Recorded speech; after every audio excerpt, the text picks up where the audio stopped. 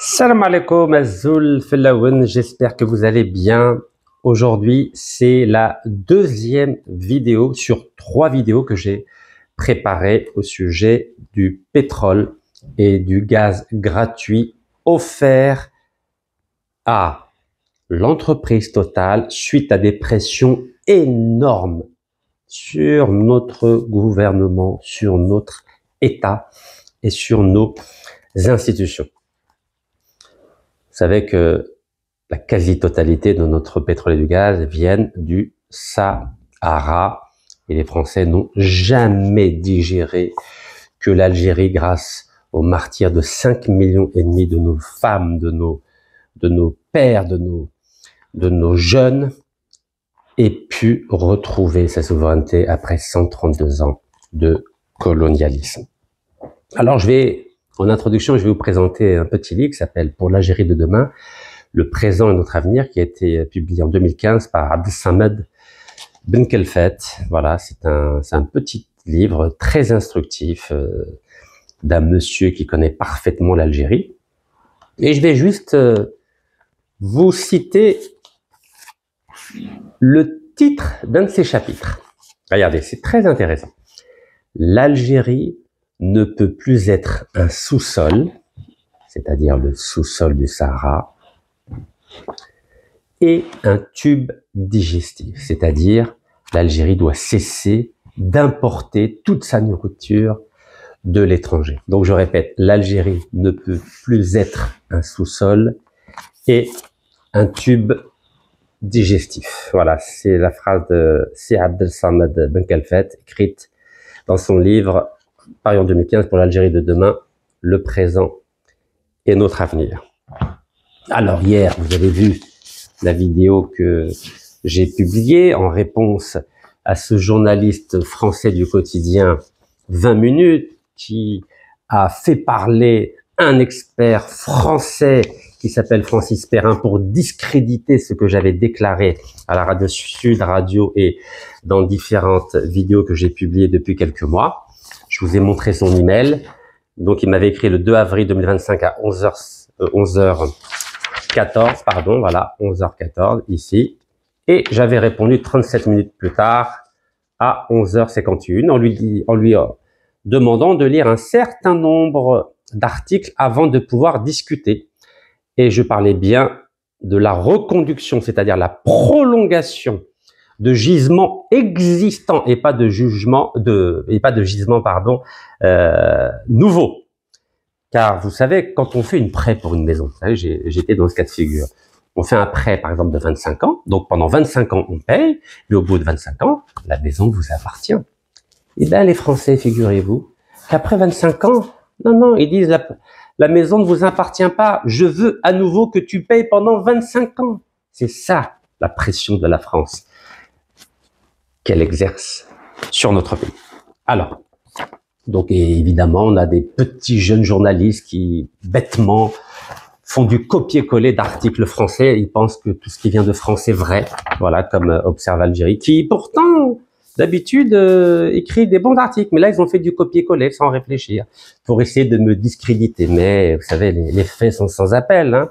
Je vous avais montré l'arnaque Sonatrach Anadarko, comment les Algériens se font plumer, paru sur le site électronique Algérie 360 en 2012. J'avais parlé évidemment aussi donc sur le site TSA, donc déclaration de l'ancien PDG de la Sonatrach, Monsieur Outradour, qui avait dit que Sonatrach perdait 8 milliards de dollars par an. C'est pas Rachid qui le dit. Et le même site Observe Algérie, qui adore faire du copier-coller, regardez ce qu'il avait déclaré, ce qu'il avait rapporté le 31 août 2020. L'Algérie perdait 30 milliards de dollars à cause de l'accord d'association avec l'Union européenne qui avait été signé par l'Algérie en 2005 au temps de feu Abdelaziz Bouteflika, c'est-à-dire 2 milliards de dollars de pertes par an. C'est tous les experts le disent, je dis bien tous. Une interview de Sidi Ahmed Rosali dans le journal Al-Watan 30 septembre 2015, ils disent qu'à cause de l'annulation du contrat avec l'américain El Paso, l'Algérie a perdu l'équivalent de 50 milliards de dollars. 50 milliards de dollars. Et oui, parce qu'on avait rompu avant échéance le contrat qui devait durer 20 ans avec l'American Paso, contrat de gaz où nous devions livrer 10 milliards de mètres cubes aux États-Unis. Ça nous a coûté 50 milliards de dollars. Alors je continue. 2013, TSA, journal algérien, vous ne pourrez pas dire qu'il vient d'Israël.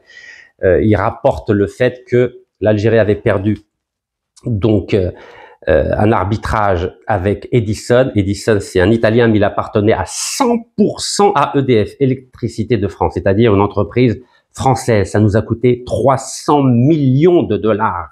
300 millions de dollars. Eh oui, on passe notre temps à perdre. Allez, on continue. Ça, c'est un petit rappel historique rapide. Hein.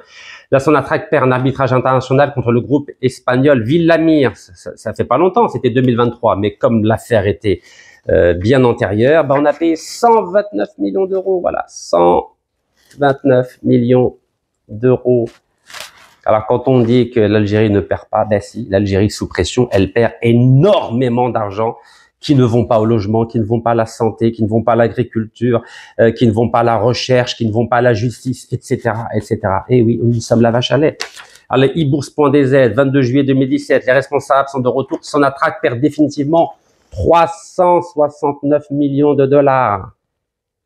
Vous voyez, et je peux vous en citer des exemples comme ça, mais à l'infini.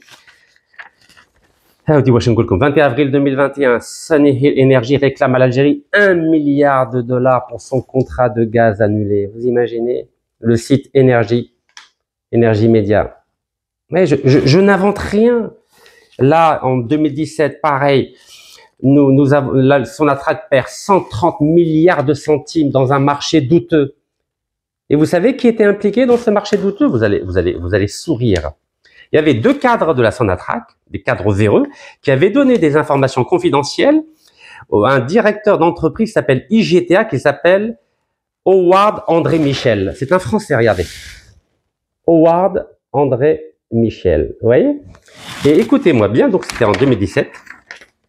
Donc ce Français avait obtenu des informations concernant les autres offres des autres sociétés soumissionnaires pour décrocher un projet, qui ont été fournis par les deux accusés algériens. Ben évidemment, en Algérie, il y a toujours des harkas.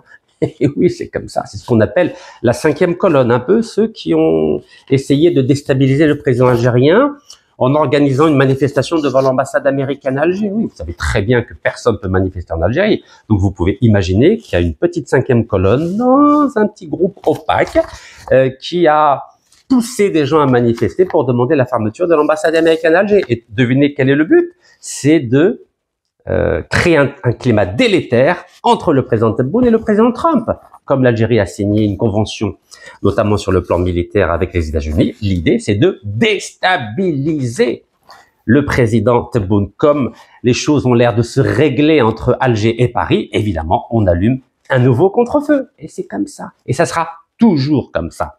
Un peu comme ces Algériens de la Sonatrach qui vendent des informations pour 100 millions de centimes chacun. Vous imaginez? Avec un sandwich, on achète des Algériens. Incroyable, hein? Regardez, c'est pas moi qui le dis. 100 millions de centimes chacun. Vous vous rendez compte? Les Algériens, en tout cas certains Algériens, ou hacha les maïstelch, on les achète avec un sandwich. Eh oui. Donc alors, ce Français-là, donc le ministère public, c'est-à-dire le ministère de la Justice algérien, avait réclamé 10 ans de prison, regardez, 10 ans de prison. Et finalement, comme toujours, hein, la France exerce des pressions sur l'Algérie, et il n'a été condamné qu'à 1 an avec sursis. C'est comme ça. Bledin, il y a beaucoup de pression de la France. Allez, on continue. Alors maintenant, les vrais sujets. Les vrais sujets. Vous connaissez Saipem. Saipem, c'est une entreprise italienne de pétrole qui est liée à Eni. Vous savez qu'on a de très bonnes relations avec l'Italie. Regardez, 2013, hein, Saipem avait réclamé 500 millions d'euros à l'Algérie. Et l'Algérie a dit non, moi je paye pas, moi je paye pas. Oh, regardez, c'est chaud, hein, c'est pas moi qui le dis. Hein. Vous savez que j'étais après en 2018 à Milan au procès. Donc ça c'est 24 avril. Donc l'Algérie a dit qu'elle ne voulait pas payer à l'entreprise Saipem 500 millions d'euros. Voilà, c'est son rôle. Et pourquoi? Parce que Saipem avait obtenu des contrats de l'Algérie, du fameux Shakib Khalil, des contrats d'11 milliards de dollars. Et vous savez que Saipem avait donné 198 millions d'euros de bakshish. Eh oui, des pots de vin. À qui? Shakib Khalil, Farid Boujaoui, Omar Habbour, etc., etc. Kéritha Othma. Kéritha Othma.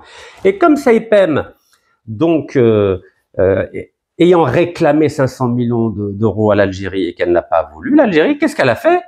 Eh ben, 2 années plus tard, le 27 septembre 2015, Saipem, l'Italien, a réclamé 1 milliard d'euros à l'Algérie. Regardez, 1 milliard d'euros à l'Algérie.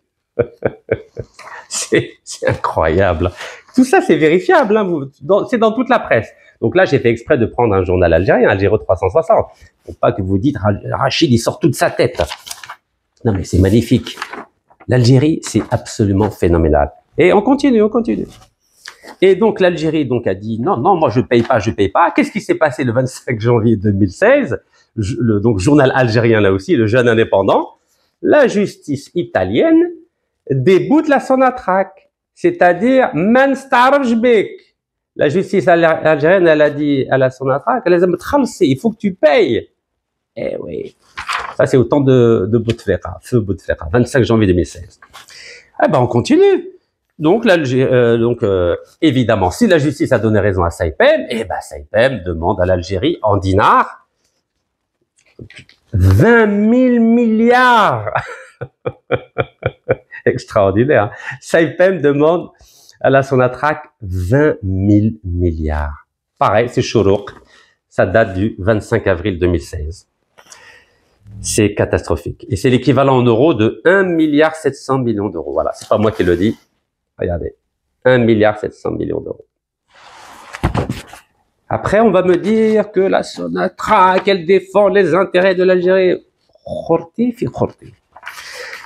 Les pressions sont tellement fortes qu'on ne peut rien faire, rien faire. On a ce qu'on appelle une indépendance formelle. Allez, on continue. Saipem, donc le 2 mai 2016, affaire Saipem, Sonatrach perd 200 millions d'euros. Vous imaginez? On est des victimes. Normalement, la Sonatrach va rien. Vous vous en souvenez que Eni a volé pendant 14 ans du pétrole et du gaz algérien à la frontière entre l'Algérie et la Libye. Mais normal, Hadi, de 2004 à 2018. Voilà, regardez. C'est pas moi qui le dis. C'est dans toute la presse. Je n'invente rien. Donc, ils disent, la compagnie Sonatrach a perdu officiellement, donc le 2 mai 2016, la bataille juridique pour récupérer les fonds du scandale de corruption internationale avéré dans l'affaire Saipem Sonatrach à cause, écoutez-moi bien, ça c'est magnifique ça, là c'est sublimissime, à cause d'un retard dans le dépôt de plainte auprès de la Chambre internationale d'arbitrage, et devinez où? À Paris. Regardez, c'est pas moi qui le dis. Donc, nos fameux juristes de la Sonatrach, les fameux incompétents dont je parle, à nous les fameux médiocres, à nous les fameux vendus, eh ben, ils ont fait exprès de retarder le dépôt de la plainte, donc à la Cour arbitrale de Paris, de façon à ce que la demande légitime de l'Algérie ne soit pas étudiée et soit rejetée. C'est pas moi qui le dis, c'est la justice arbitrale à Paris. Alors qu'il y a des preuves incontestables, et j'étais au tribunal de Milan à l'époque, j'avais fait un live, qui disent que Saipem, donc l'italien, a versé des pots de vin pour l'obtention de 7 contrats pétroliers et gaziers avec Sonatrach en Algérie, au temps de Habibna Shakib Khalil. Regardez, vous pouvez lire, hein, c'est clair comme l'eau de roche. Eh oui, et donc Saipem est accusé d'avoir versé 198 millions d'euros. Regardez, c'est pas Rachid qui le dit, c'est la justice milanaise. Et oui, et dedans il y a Farid Boujaoui, donc le neveu du brillant juriste et ancien ministre de la Justice, des Affaires étrangères et ambassadeur à Paris entre 71 et 79, Omar Habbour, le fameux grand ami de Shakib Khalil. Vous savez qu'à ce jour, la justice française, avec le juge Renaud Van Brumbeck, a récupéré 7 millions d'euros de monsieur Omar Habbour, notamment un appartement juste à côté du Plaza Athénée, l'hôtel Plaza Athénée à Paris, pas très loin des Champs-Élysées. Et à ce jour, ces 7 millions d'euros sont toujours bloqués en France. C'est la France qui en profite. Et je vous avais montré l'ordonnance du juge à l'époque. Ben oui, c'était avant que j'aille en prison. Parce qu'à l'époque, Vous disiez, mais Rachid, comment tu peux porter atteinte à l'Algérie, à Bouteflika, au gouvernement algérien, à la Sonatrach? Mais la Ghaleb, moi je parle qu'avec des preuves. Je ne parle qu'avec des preuves. Jamais نتهم واحد بدون دليل رسمي. Bon, vous avez compris. Allez, affaire Sonatrach.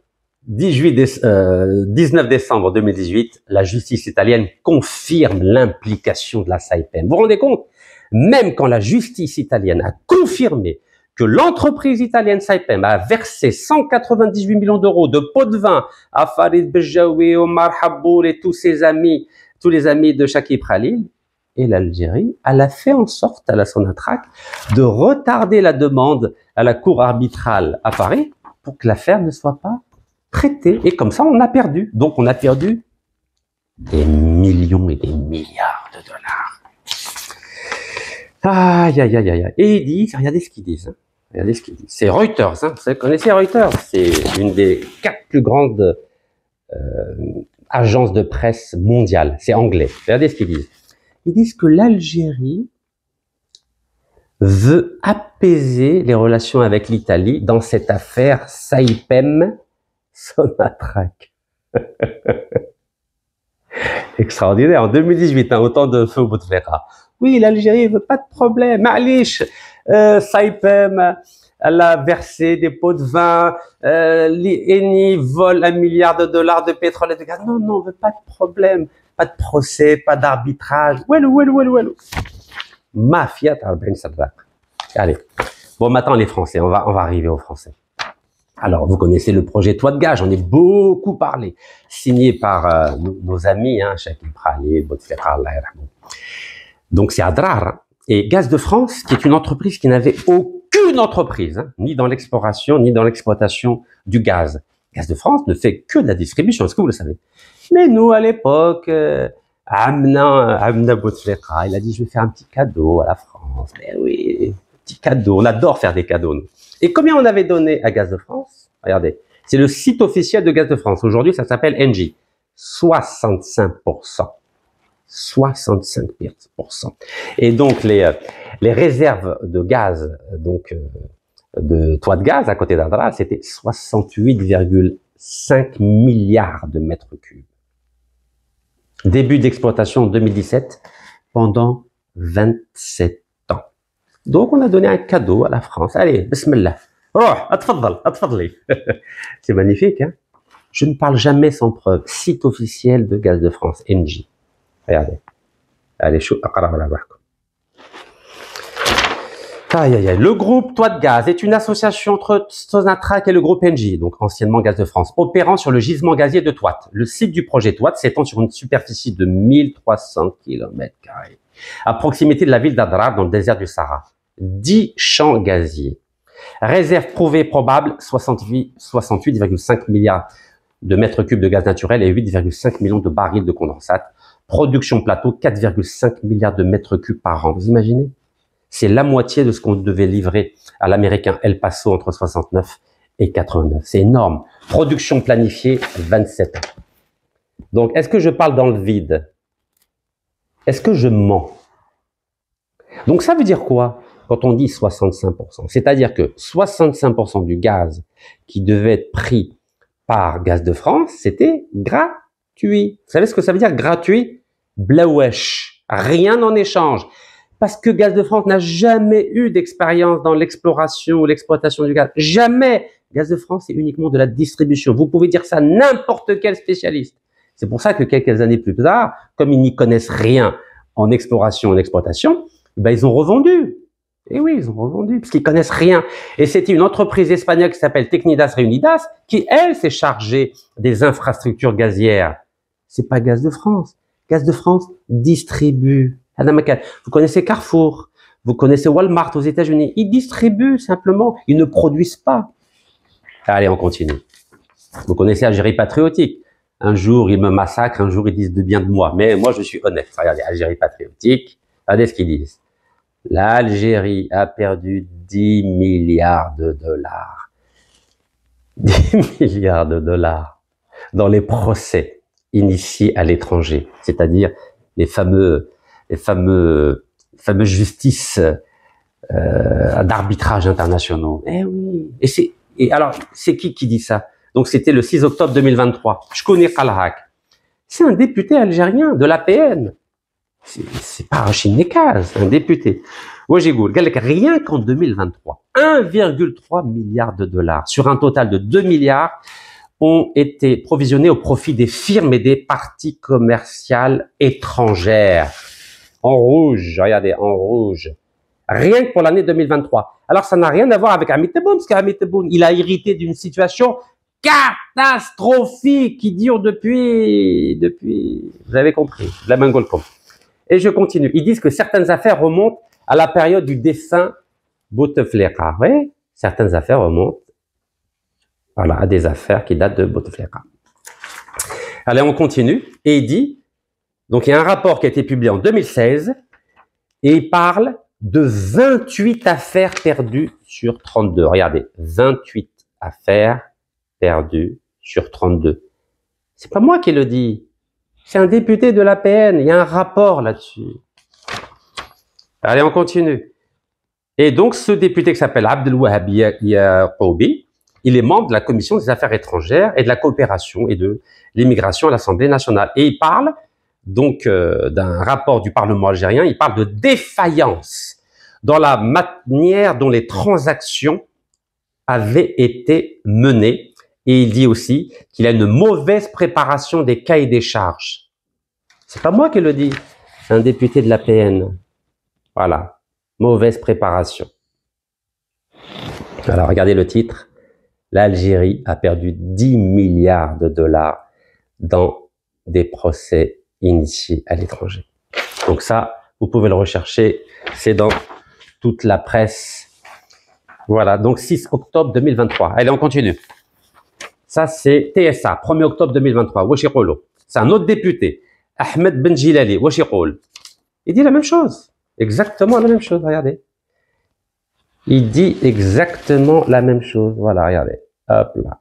Comme quoi, on a perdu, on a provisionné sur le budget 2023 130 millions de dollars. Là, il parle de 130 millions de dollars.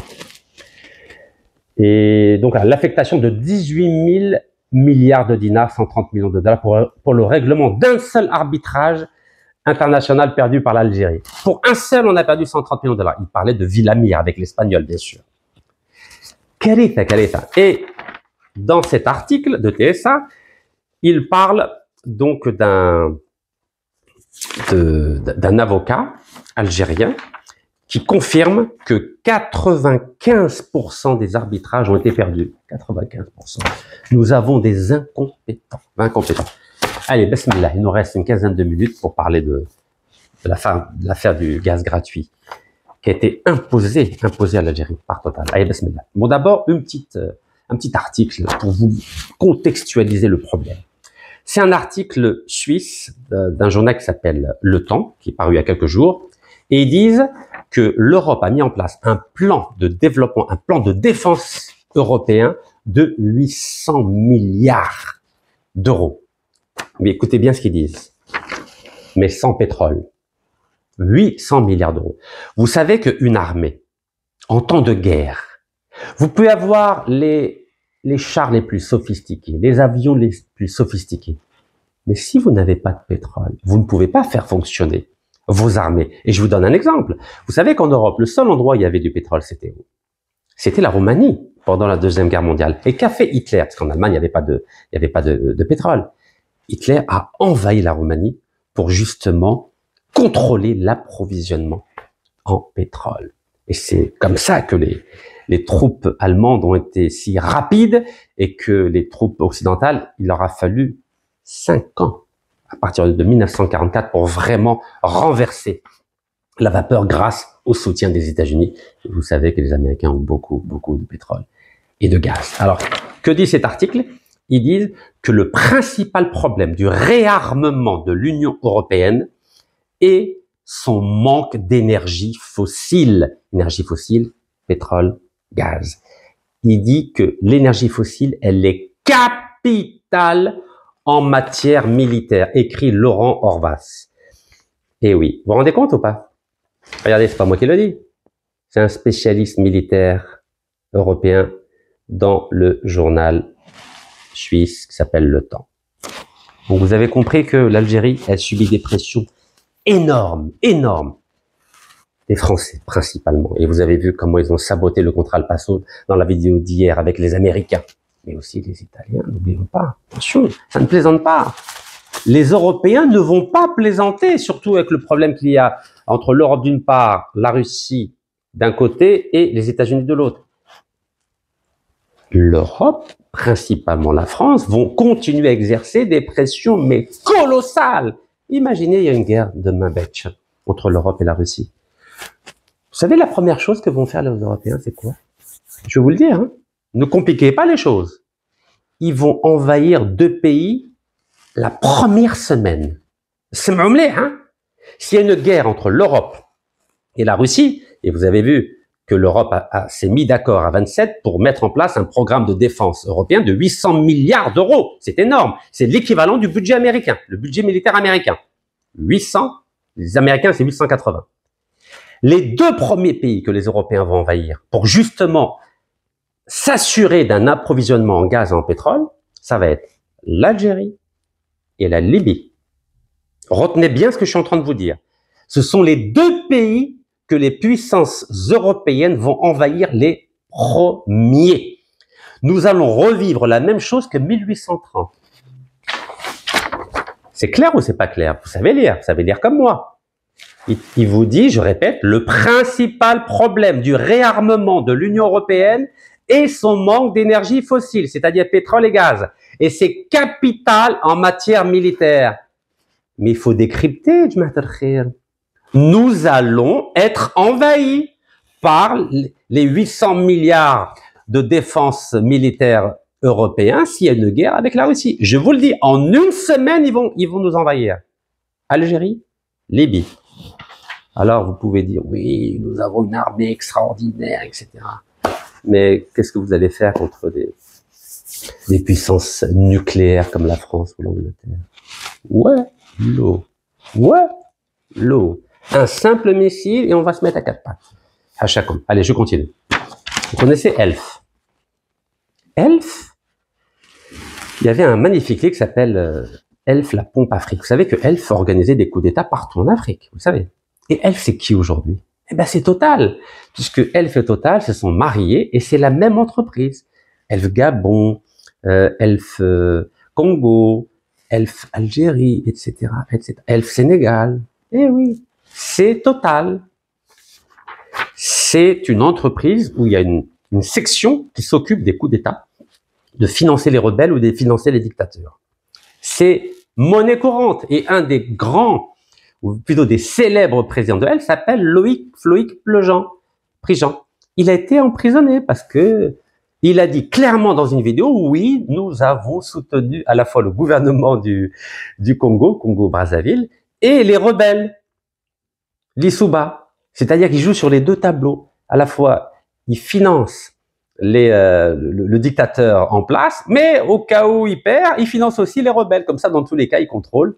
Et c'est pour ça qu'aujourd'hui, El Gabon, c'est-à-dire Total, contrôle 85% par exemple du Gabon ou au Congo. 85. C'est pas Rachid qui le dit, vous pouvez vérifier ça partout.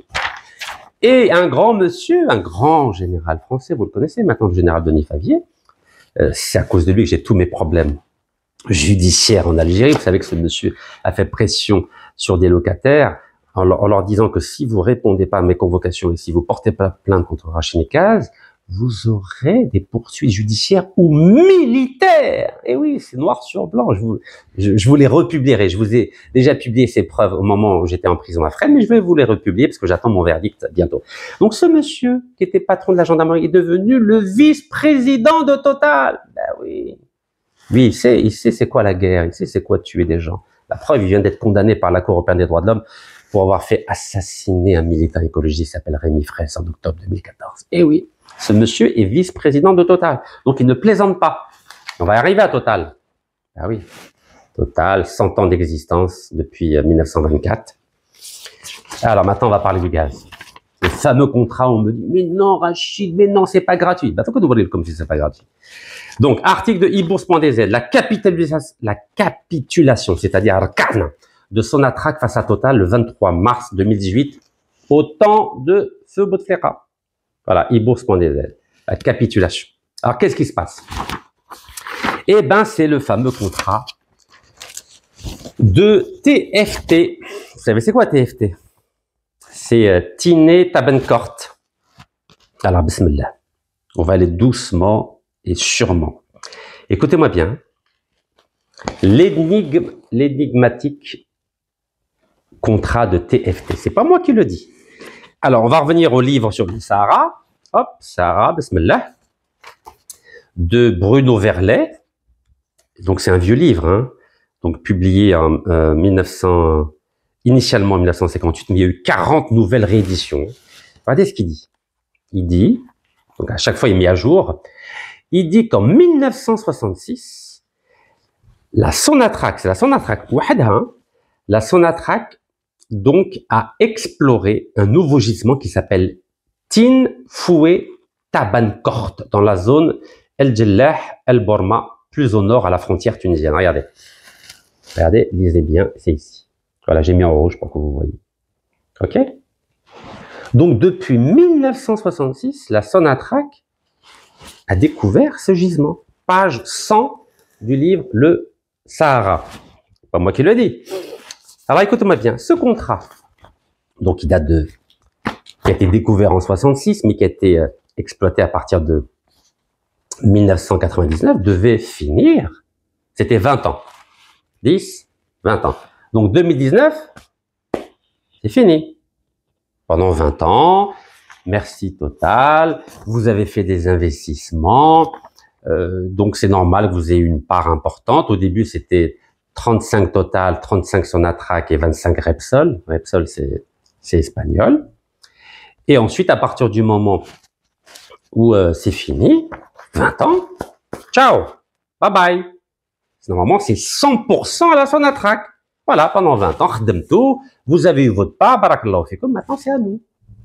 Ah non, Total gal. Ah, ouelou.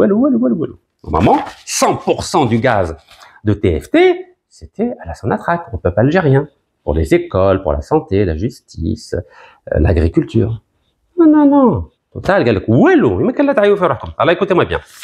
Donc toujours cet article, hein, mais c'est partout. Hein. Voilà. Regardez ce qu'a dit Total. Total a mis beaucoup de pression sur la Sonatrach.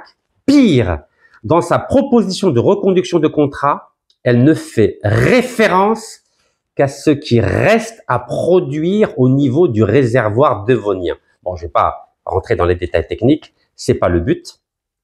Écoutez-moi bien. Il dit que Total a occulté le potentiel des hydrocarbures piégés dans le réservoir cambro-ordovicien et surtout silurien, qui renferme le gaz de schiste. Je ne vais pas parler de gaz de schiste, c'est un sujet très sensible. Mais allez, en clair, Total veut élargir l'exploitation aux réserves de gaz de schiste, hop, Socto, que recèle le gisement tout en maintenant son contrat sous le régime de partage de production. Autrement dit, elle veut avoir le beurre et l'argent du beurre, ainsi que le sourire de la crémière. C'est pas beau, ça? C'est pas moi qui le dis, regardez. Regardez, c'est tout ça. Je vous ai mis tout ça en rouge. Ça calme, hein? Total n'est-elle prête à consentir comme investissement, écoutez bien, que le forage d'une dizaine de nouveaux puits et le rétablissement de l'intégrité d'une dizaine d'anciens puits menacés par des risques d'explosion? En somme, des investissements qu'elle était censée en partie réaliser depuis longtemps. Donc, dans le nouveau contrat qui a été signé en 2018, Total ne s'engage à rien, puisque ce sur quoi elle s'est engagée, elle devait le faire déjà pendant les 20 précédentes années. C'est pas beau, ça? C'est beau ou c'est pas beau? Donc, on continue. Total et Repsol, donc l'Espagnol, ont extrait plus de gaz qu'il n'en fallait du gisement de TFT. Ils ont exploité beaucoup plus. Vous savez comment ça fonctionne, le gaz, un gisement de gaz. Vous êtes obligé de réinjecter à peu près un tiers du gaz que vous récupérez. Sinon, le gisement, il meurt très vite. Donc, Total a fait fi de l'obligation de préservation, c'est-à-dire n'a pas tenu compte de l'obligation de préservation du réservoir en réinjectant une partie du gaz afin d'augmenter les réserves récupérables. En témoigne le taux de rentabilité sur investissement calculé pour évaluer les gains réalisés par cette association. Normalement, ce qui était prévu dans le contrat, c'est que le taux de rentabilité pour Total devait être autour de 13%. Vous savez quel a été le taux de rentabilité de Total sur le site de TFT dans le désert algérien? 24%, pratiquement le double, parce que Total n'a pas voulu réinjecter le gaz pour préserver la pérennité de ce gisement. Et donc, 24%, soit près du double du seuil minimum que Sonatrach devait garantir aux investisseurs associés. C'est pour ça qu'il parle de capitulation de la Sonatrach face à Total. Mais on continue. Donc l'Algérie, elle ne voulait pas reconduire le contrat. Qu'est-ce qui s'est passé? Total a décidé de poursuivre l'Algérie en justice. 1er juillet 2016. Total poursuit l'Algérie en justice. Journal du Le Monde. Voilà, oui, parce que quand Total n'est pas content, aïe, un peu de pression. Pareil, article Total engage un bras de fer juridique contre l'Algérie, 2 juillet 2016. 2 juillet 2016. Vous voyez? Je n'invente rien. Je n'invente absolument rien. TSA, Total médiatise sa plainte. Oui, pour faire pression, il faut médiatiser. Un peu comme avec l'auteur algéro-français. Vous avez vu ce que la France a fait pour un seul homme? Mobilisation des intellectuels, des hommes politiques, des diplomates, des médias, des juristes. Tout le monde a été mobilisé. Vous imaginez ce que Total peut faire pour ses intérêts énergétiques, gaz ou pétrole? Mekachallah. Donc là, c'était TSA. Total médiatise sa plainte.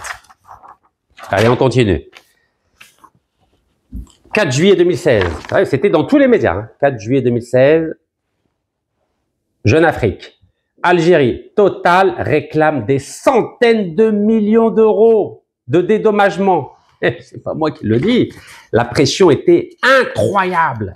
Total a lancé une procédure d'arbitrage pour contester la façon dont l'Algérie a rétroactivement modifié le partage des profits tirés du pétrole et du gaz, a indiqué le PDG du groupe pétrolier, Patrick Pouyanné. Oui, ça plaisante pas. Et sur quelle base s'est reposé Total? Sur la base du fait qu'en 2012, l'Algérie est obligée de payer une amende de 4,4 milliards de dollars à Anadarko, l'Américain, et au Danois, Merckx. Vous voyez? Ils se sont dit, oui, nous il faut qu'on gagne de l'argent. Allez, on continue. Total exige 500 millions d'euros de dédommagement à l'Algérie. 2 juillet 2016, c'est pas moi qui le dis. 500 millions, oui. Algérie 360, voilà, Algérie 360, ici. Ça, on dit Washington. Écoutez-moi bien. Vous voyez que tout ce qu'elle demande, Total, comme argent, écoutez-moi bien. Vous savez combien Total emploie en Algérie? 200 personnes seulement. Regardez, 200 personnes. 200 personnes. Avec 200 personnes, tu veux nous réclamer 500 millions d'euros, tu vas avoir 20 ans de contrat gratuit, et oui. Et donc maintenant, Total détient, à l'époque détenait 35% aux côtés de Sonatrach et de Repsol, voilà. Hop là. Allez, on continue. Total et Repsol lancent une procédure d'arbitrage contre la Sonatrach. Cache-la. Non, mais quand c'était le 1er septembre 2016. Donc c'était à Genève, tribunal arbitral de Genève. Voilà. Et ils disent, voilà, à chaque fois que vous faites un procès en arbitrage international, vous êtes obligé de payer 1 million d'euros de frais à chaque fois. Regardez. 1 million d'euros de frais à chaque fois. 1 million d'euros. Bon, bref. Qu'est-ce que je voulais vous dire? Et vous savez que pour le procès de Total contre l'Algérie, l'Algérie a choisi un avocat français, parce qu'on n'a pas d'avocat algérien. Il s'appelle Georges Afaki. Voilà la preuve.